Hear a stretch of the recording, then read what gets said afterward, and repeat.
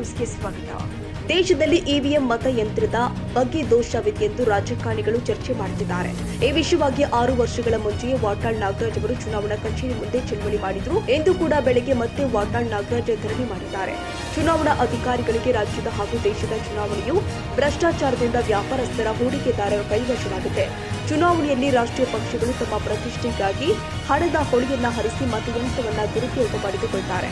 ದಯಮಾಡಿ ballot paper ಚುನಾವಣೆಯನ್ನೇ ನಡೆಸಬೇಕು ಅಂತ ವಾಟಾಳ್ ನಾಗರಾಜ್ ಎಚ್ಚರಿಕೆ ಕೊಟ್ಟಿದ್ದಾರೆ.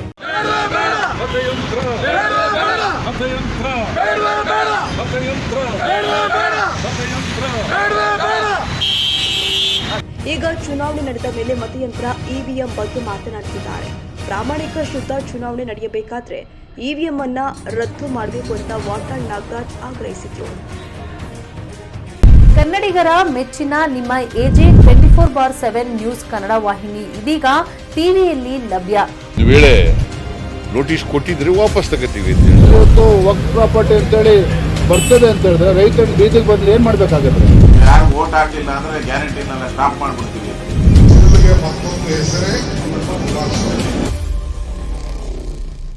ಕರ್ನಾಟಕ ಮತ್ತು ದೇಶ ವಿದೇಶ 360 ಡಿಗ್ರಿ ಸುದ್ದಿ ಹಾಗೂ ಉತ್ತರ ಕರ್ನಾಟಕ, ಬೆಳಗಾವಿ, ಬಾಗಲಕೋಟೆ, ಧಾರವಾಡ, ಹಾವೇರಿ, ಗದಗ, ಬಿಜಾಪುರ ಜಿಲ್ಲೆಯ ಕ್ಷಣ ಕ್ಷಣದ ವಿವರವನ್ನ ಪಡೆಯುವುದಕ್ಕೆ ಎಜೆ 24/7 ನ್ಯೂಸ್ ಕನ್ನಡ ವಾಹಿನಿಯನ್ನ ಲೈಕ್ ಮಾಡಿ, ವಿಡಿಯೋಗಳನ್ನ ಶೇರ್ ಮಾಡಿ, ಕಮೆಂಟ್ ಮಾಡುವ ಮೂಲಕ ನಮ್ಮ ವಾಹಿನಿಗೆ ಸಹಕಾರ ನೀಡಿ ಮತ್ತು ಚಾನೆಲ್ ಅನ್ನ ಸಬ್ಸ್ಕ್ರೈಬ್ ಮಾಡಿ.